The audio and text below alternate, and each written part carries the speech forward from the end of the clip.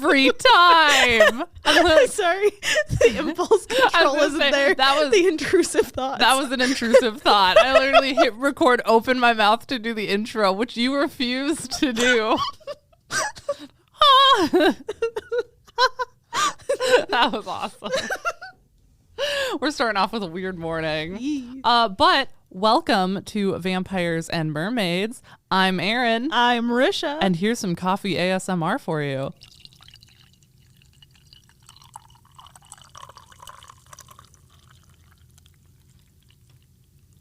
That's a nice full mug. Mm-hmm.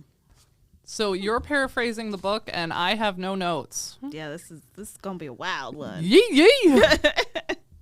All right, so last week, I'm gonna jump right in. Oh, I talk about. Well, was last week Magikarp? Yes. Okay, cool. I also have to. Mine also stems from last week. Oh, okay. Yes. Oh, Okay. Interesting. Yep. Good luck. All right. Have fun.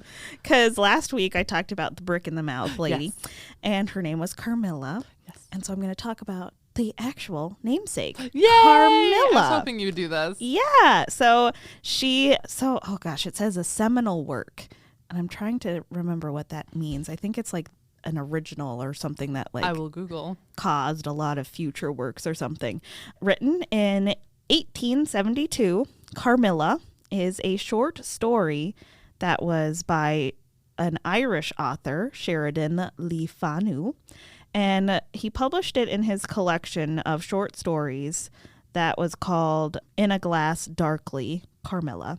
And that is something that Bram Stoker used when he was writing Dracula. He used influence from this story. And this one tells the story of a young woman's susceptibility to the dangerous attentions of a female vampire. And it has been adapted many times for cinema, which I'll talk about one of them towards the end as well. So let's get into the story. Also, I did find out, sorry, real quick. Yeah, no, please. A seminal work is a major study that presents an idea that is highly influential or important in some specific discipline. Seminal works are also known as pivotal or landmark studies. See, so Carmilla. Yes, is a pivotal study, a pivotal work. In vampire literature. That's exciting. Yes. See, because it's interesting because I know I've heard Carmilla and other vampire stories. Like, I've heard that name. I think even I had heard that, but I didn't realize there was like a connection. I just thought it was unnamed. Right. Yeah. It was just, okay, this is a vampire name, But it's from a very, very pivotal and important story. Work. Yes. And so the story itself. Carmilla begins with our very young heroine, Laura. She was about 7, I think, at the beginning. Baby, okay. Yes, very like a child.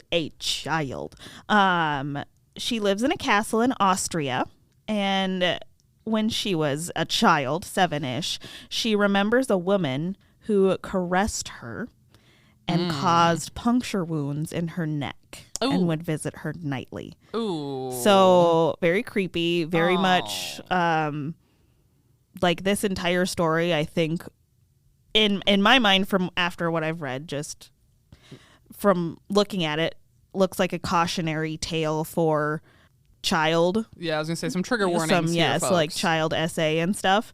So the story after that jumps 12 years to when she was 19 years old. And while on a walk with her father, she witnessed a coach accident that injured a young, beautiful woman called Carmilla.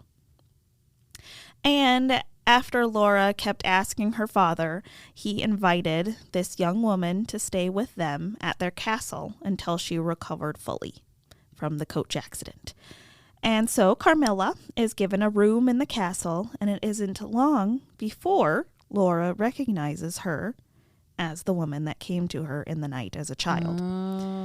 She also bears a strong resemblance to a portrait of the Countess Mircalla Karnstein, which was at the castle from many, many years ago in She's the same person.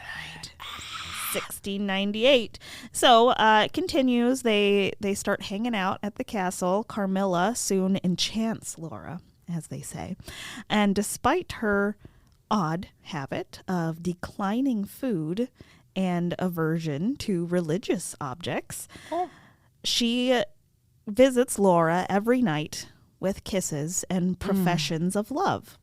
History will say they were roommates.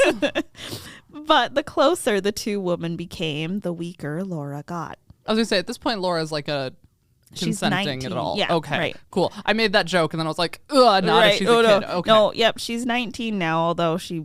Again, Right, before grooming happened. Yeah, yeah. Gross.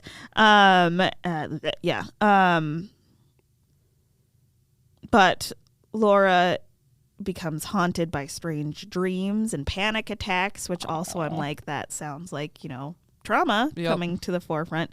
If you look at it outside of the mystical kind of idea. Right. Her death is prevented by the arrival of a general, a family friend, whose daughter died at the hands of a woman called Mircalla. Oh. No, so sorry, Millarca. Malarka. That It's a bunch of malarkey. That is it. Like, why does that sound familiar? So died at the hands of a woman called Millarca. And which is different than Mircalla. Fair. Because Countess Mircalla. Right, but right. His daughter died from Millarca. And they find out that Millarca and Carmilla are the same woman. And that Carmilla is an anagram of the vampire's true name, Countess Mircalla, who died 150 years previously. Did she? Well, died, she quote, died. Right. Yes. Bitch still walking around. Woo! The vampire, Carmilla, Mircalla, Malarkey, whatever. The gal. Is hunted down to the ruins of her castle at Karnstein, and her coffin is found. Inside lies the body of the Countess with her eyes open and apparently in perfect health. The coffin is saturated with blood, which I'm kind of like, why? Right. Were you dragging people back there? Yeah, like Were either you regurgitating? or it's like oozing out of you. I don't know. That's Yeah. gross. Or she just kept having it on her clothes and then it kept I guess getting over on. 150 years. Yeah, Maybe. I suppose. But immediately, the general and Laura's father take action to ensure that Carmilla never rises from the grave again. And then this here is a quote from the original story that I'm about to say. So, quote, "The body, therefore, in accordance with the ancient practice, was raised and a sharp stake driven through the heart of the vampire, who uttered a piercing shriek at the moment, in all respects such as might escape from a living person in the last agony. Then the head was struck off, and a torrent of blood flowed from the severed neck. The body and head were next placed on a pile of wood and reduced to ashes, which were thrown upon the river and borne away. And that territory has never since been plagued by the visits of a vampire," unquote. That's thorough. Yeah. All right. Yeah. Sometimes they, kill vampires, and I'm like, yeah, you're not dead, but that, Right. I believe that. Right. So they say that Lefanu, who was the author, his description of this destruction says that he's probably familiar with the vampire reports that had circulated, like that treatise that we had talked about yes. a couple while ago. So I forgot that would have been similar time periods. Right. Yeah. So the story, though, concludes with Laura relating bits of vampire folklore. She also makes it clear that even though Carmilla's ashes have been scattered, her memory continues to haunt her. Oh. Right, it's really sad. So here's another quote. Quote, "To this hour, the image of Carmilla returns to memory, and often from a reverie I have started, fancying I heard the light steps of Carmilla at my drawing room door," unquote. Oh. So, little PTSD Poor for her, girl. which is really sad. But you can see the development of the vampire myth from Carmilla. Sure. He recognized the vampire as a dead person returned instead of the demonic spirit, like the Greek kind of ideal. They're confined to an area close to their grave, which is what Dracula used. Like, he had to have the soil. Yep. And they're pale in appearance, strange habits. Vampire can still slip in and out of society, though. Sure. Even with those, instead of being just a monster from the grave, they have the idea of being able to be in society and kind of under the radar. She sleeps in a coffin, has nocturnal habits, but also has superior strength and can transform into different shapes.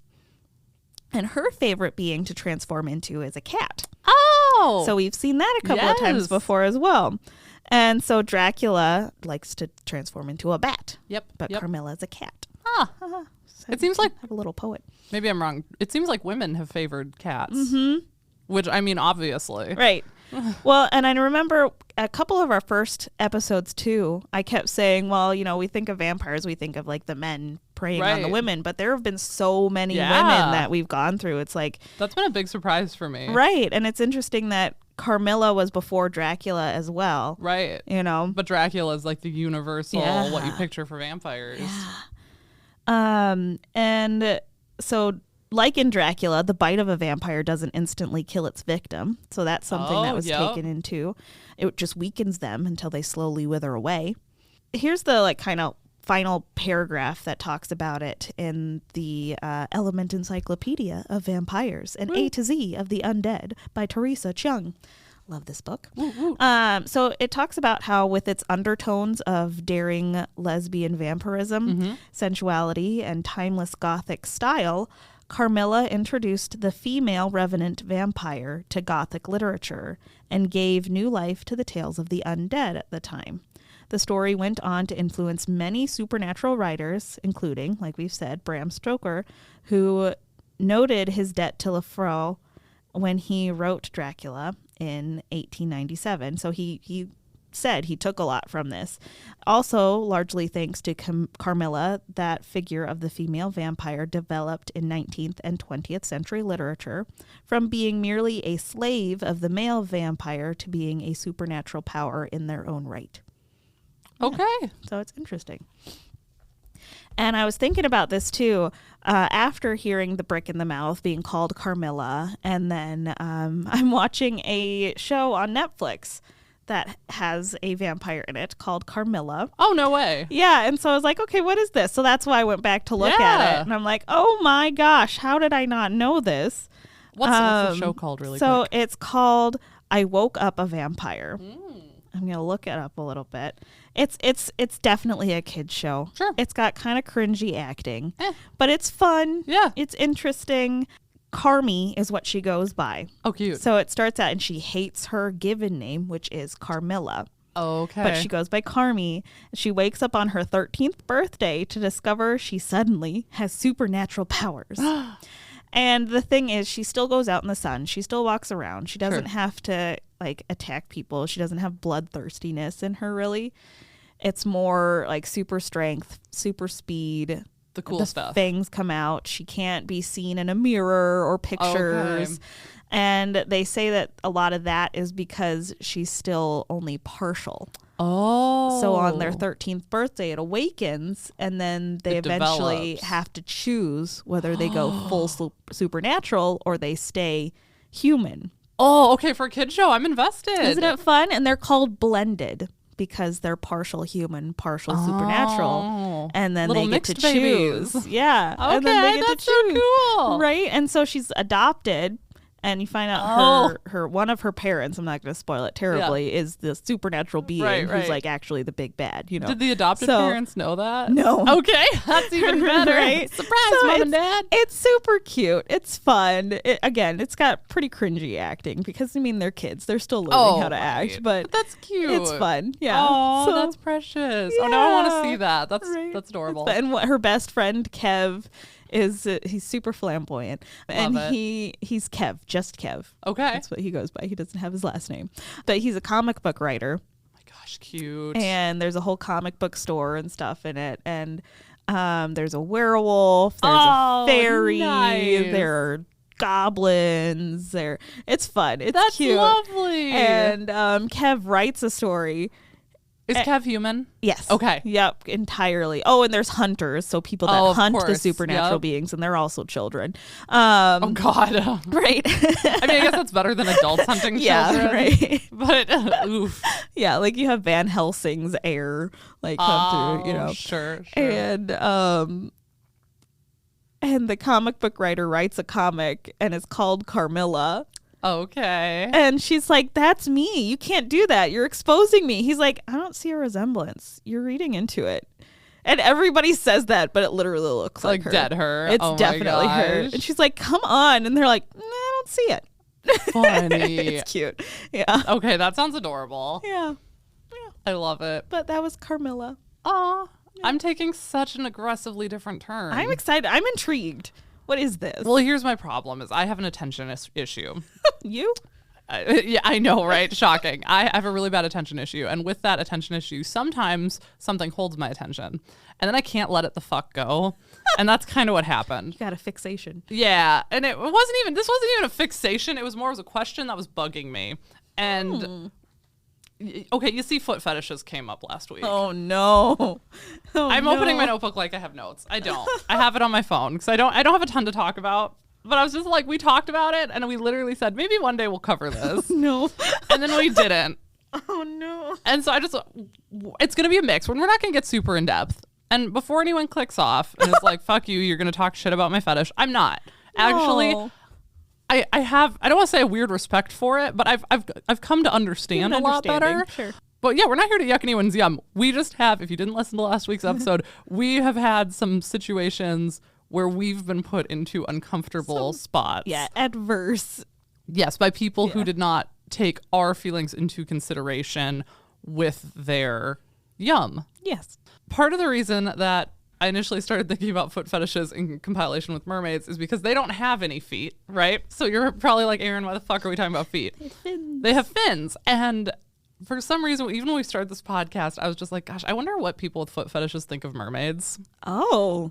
And then I started falling down the rabbit hole. I think it was last week, too, that I told you I did research. I started researching 2 different mythical entities, and they had something else for feet. One that was like the dingle hopper. Yeah. One that was like the kitchen utensil dingle hopper, hooves instead of feet. And I was like, okay, what is with our feet always changing? And I was like, I wonder if this has any relation to like foot fetishes or not. As far as I can tell, it doesn't. Okay. I'm not really sure why. I might have to do some more looking into it. I'm not really sure why that seems to be a common trend. Yeah. But that was just something that bugged me. And then something else that's bugged me since the beginning is mermaids are quite frequently sexualized. And that's partially because of the lore. I mean, the whole point is that they're these beautiful women luring men typically. Mm-hmm. And I couldn't totally figure it out. And now I'm a straight woman. So that might have something to do with it. How are they luring men? Let's say, I'm thinking sirens specifically, but a lot of them have that same trope. When they are, first off, they don't have necessarily the right equipment to get certain activities I've had discussions done. with people about where the equipment is. Right. Yeah. And I think that's a big question. And we'll address that in a little bit, but like they don't have the right equipment necessarily. They're half fish. How are your warning bells not going off? Like just in general. And also they're coming out of the water. Like you're going to be slimy and cold and gross. Like, right? I don't know. So I couldn't figure out why they were sexualized. Okay. Do you have any thoughts? I could go several places, I guess. Okay, that's fair. But does that make sense where I'm like, I get why you're saying universally that. A thing? Like I guess in my head, I couldn't figure out why men were consistently stupid enough to fall for this. I guess maybe it's more the issue. Lonely. That's true. And we talked about that in one of the episodes too, where it's a lot of sailors who haven't seen anyone but their fellow sailors scurvy, wreaking havoc. So I'm sure there are a lot of other issues. But anyway, all of these questions led me to question things about foot fetishes. I can give my personal foot fetish story later if you want. We can end with that, or we can leave those out. That's up to you. Either one. But here's what I learned about foot fetishes. Okay, so first off, why are mermaids considered sexy? The main thing that I found is because they have mammalian characteristics. And apparently that's really all our brain needs. Obviously, there are varying levels and different preferences. And I'm going to keep this a lot of these stories were wrote a long time ago when lesbian people and gay people were not represented in the media. So I'm going to be speaking very like heterosexual specific. I'm not trying to exclude anybody. That's just the content that I have right now. But typically that's kind of all men need to be attracted to women physically, like as far as their reproductive brain starts going off, like their animalistic brain. Is just that they look kind of like another human, basically. And same for women, vice versa. So that's why women might find like centaurs attractive. Sure. Because you still have that. I mean, there's a lot to unpack there too. Yeah. But that's partially why our brain can overlook, oh my God, something's not right. Oh, sure. Because that's why I guess what's bugging me is like, how does even your reproductive brain, right, your very basic primal brain, not have a panic moment about that? Because it's so different, and it's not like it looks like it should be something wrong Right. instead of Right. It looks like it let's should be reproduce this. Exactly. Yeah, I get you. But apparently there's essentially just enough there to that's another human. It's fine. Yeah. And then we can overlook it, and then our more logical brain takes over and has some fun with that. I also think there's a little bit of a thing too where our brains over the years have been able to only pay attention to like the head up or the waist up, especially because until like 100 years ago or so, you couldn't see women's legs. Oh. They were always in large skirts or just skirts in general. Ankles. The ankles, right. So I don't know if there's something with that too where our brains have or men's brains have been programmed to not worry so much about the lower half of the body. I saw an article on it. I don't know if that's true or not, but it was a thought. But the main thing that I saw is just because they're mammalian characteristics that lets us just not worry about anything else. But for a lot of people, it's also that we don't know what the genitalia is. And that makes it more fun. Oh. Was something else mystery? I found. It's a mystery. And one article that I read said specifically, and I quote, "It's like perpetually trying to look up someone's skirt." Well, and I was thinking when you were talking about not being able to see legs in history, Yeah. there have been so many different fashion for Right. like the bottom half anyways too. Right, yep. Like you have the 17th century with the huge Right, the huge hips. You go into Edwardian with the bustles Yeah. and everything, and so it always has been changing Right. throughout the years anyways. Right, and this we're sticking very like European Right, on this, yes, obviously. yeah. But that's also where a lot of the lore of these beautiful mermaids came from. So like we talked about the Brazilian mermaid a few weeks ago. Yeah. And her story, when it was more Brazilian, originated in this terrifying male monster there was no sexual element. He was just killing to kill. Right. But then as we got more influence from like African populations and then especially European Yeah. influences, all of a sudden she turned white and sexual and had this tail. And obviously we're not exactly sure when that transition started. Yeah. But I think it's safe to say that everything I read says the sexualization of that started because of the European influences. Well, and that's interesting too, the whole like top half versus bottom half thing, like in reference to European. Yeah. Because in the Renaissance, when they would do paintings, Yeah. you see paintings from the Renaissance and you see women with like their titties out. Oh, yeah. That's because the artist was like, this is a woman. That's and making sure you right. know this is a woman. And so it's like, there you go. Here it is. Here they Yeah. are. Mm-hmm. But you wouldn't. It was a portrait, so you wouldn't see anything on the bottom half either. That's a good point. That's interesting. Okay, good. Because I literally didn't make a ton of notes because I was really hoping that you'd be able to add some funsies about that. I don't know. I don't know either. I don't know. So anyway, that's kind of all I have of why mermaids are sexualized or thought of as sexy. I went down some Reddit threads on that. No. I'm gonna. I'm so sorry. You're welcome. I filtered that for you. There was one article I saved that was portlandmercury.com. I don't know a ton about them, but they just have an article from 2013. Let's all get together right now and stop acting like mermaids are hot. The bottom half of the body are a fish. Ick, yuck, you. So not everyone shares these same thoughts. Yeah. Anyway, so that led me back to my original foot fetish. I couldn't let it go from last week. Okay, here we go. So this is what I thought I was going to dive into, like some historical context or some physiological or developmental reason as to why some people think feet are hot. Right. Yeah. I really thought I'd have a lot of content for this. Yeah. And I didn't. Oh. Which is why I dove into some of the why are mermaids not sexy or That's fair. sexy.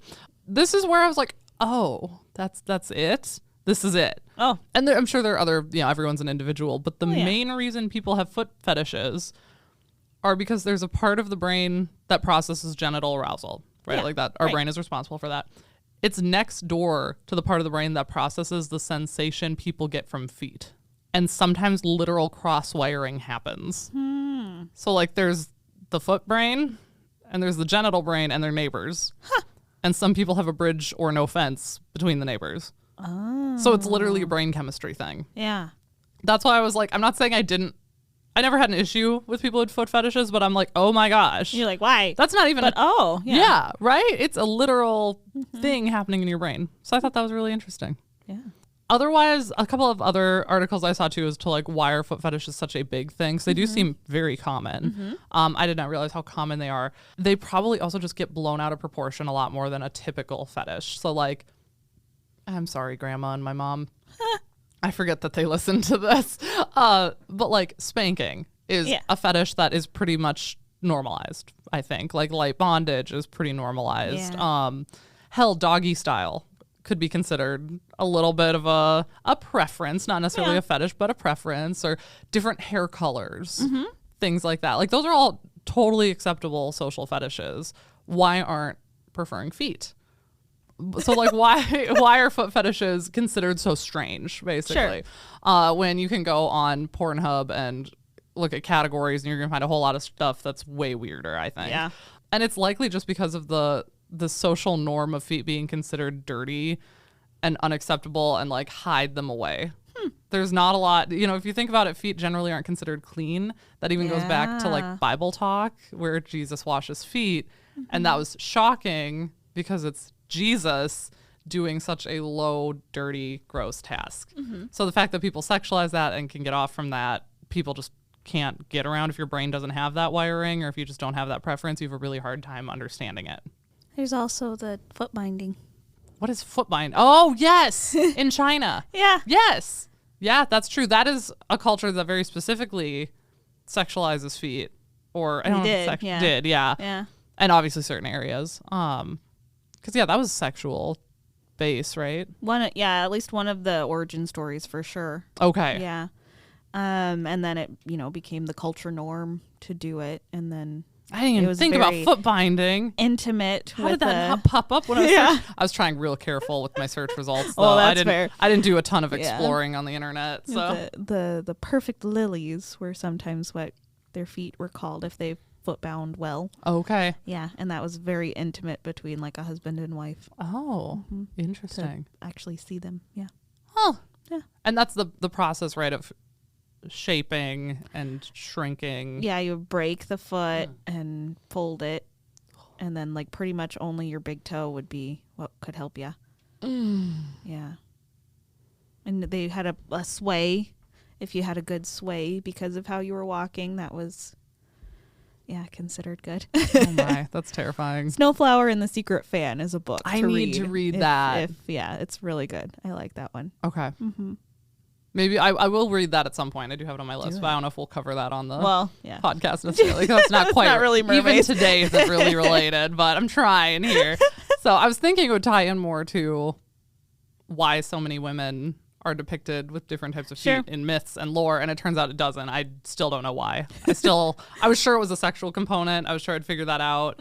If that was some symbolism of their, I don't know. Do we want story time? Just go for it. Okay.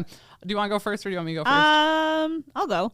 Okay, because mine's not very long. And if you don't want it on air, you don't have to do it. I can just share mine. It's really not, I guess, that big of a deal. Mine's not either. Okay. It's just, it's a Tinder story. Oh, boy. Okay. And it's just this guy I met on Tinder. So, you have several photos on Tinder of yourself. Yep. And one of them is me with my friend piggyback ride on me. And I had flip-flops on. Yeah.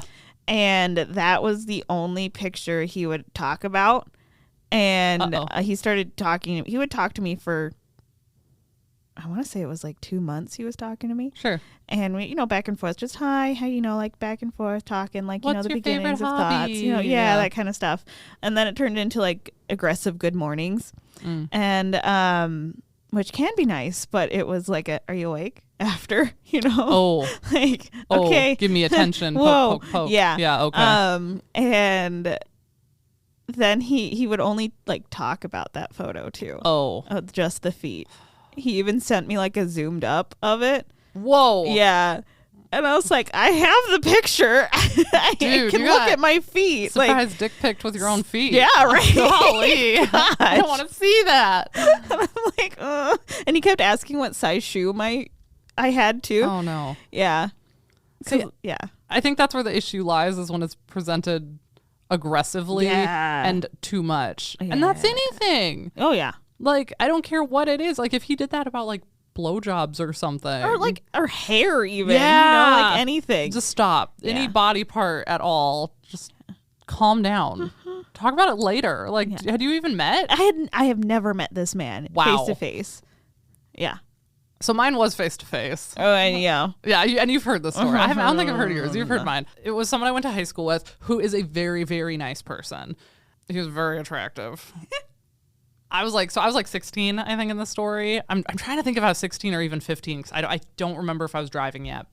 But I was right in that early high school stage. He had 2 first names, because his last name was a first name. So it was, I'm not going to name him, obviously. It was the equivalent of being named like, okay, it's like James Dean, but less cool. Sure. You know, like James Dean. I'm trying to think, like Drew Eddie or something, like Drew Edward. Like, and for some reason, whenever I tell women this story, they're always like, first names, like 2 first names, like those.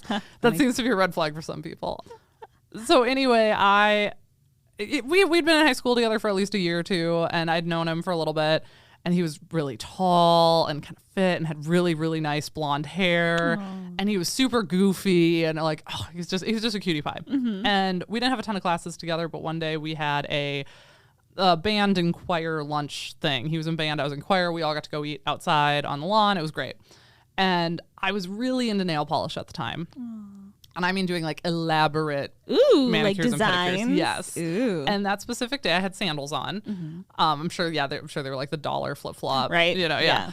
And I had done I'm still proud of this. I did watermelons. So I did all pink, but then I did a white and then a green French tip. So I even layered the rind and then put the little black dots for the seeds. I did that on all 10 of my toes. Like even the baby toe.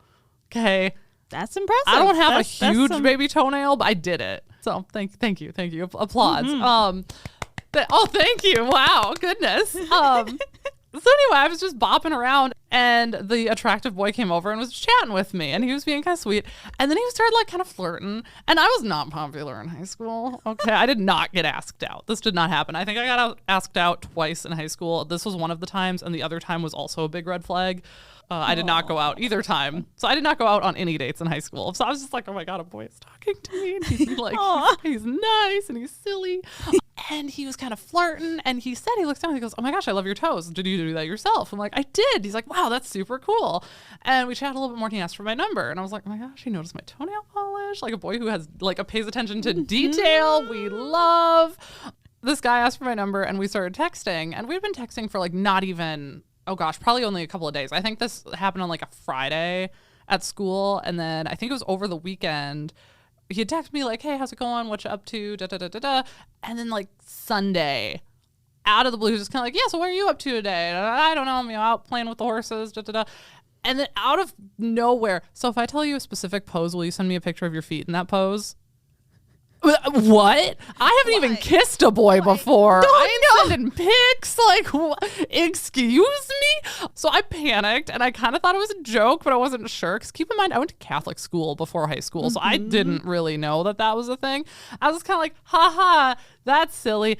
And instead of just letting it drop then and being like, oh, she either doesn't know what's going on or not into isn't into this, yeah. He pushed it.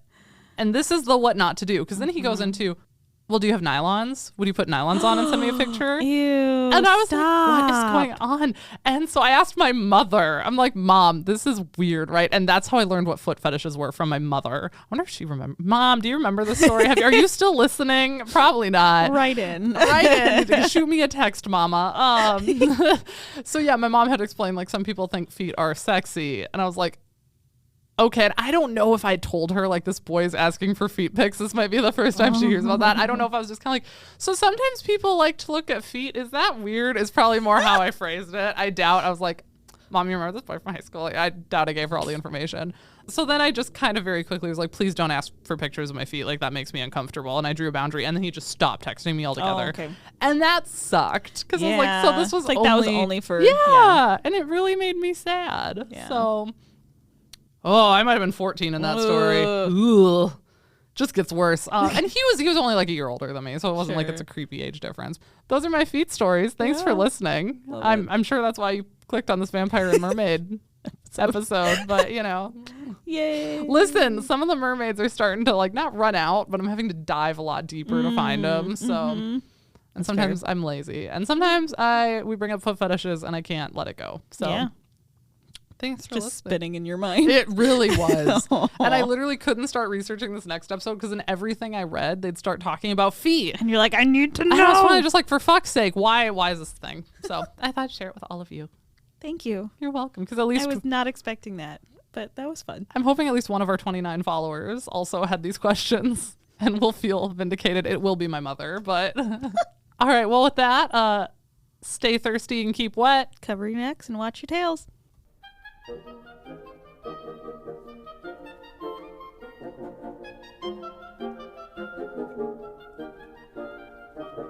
Obscurantism and obfuscation. Orally observed, gentle listener. Gentle listener. Gentle listener. Gentle listener. Obviated objects of oblivion. Obambulating about. Offered unto you. Offered unto you. Offered unto you. In the Tapestry Radio Network. TapestryRadio.org. From our fancy to yours.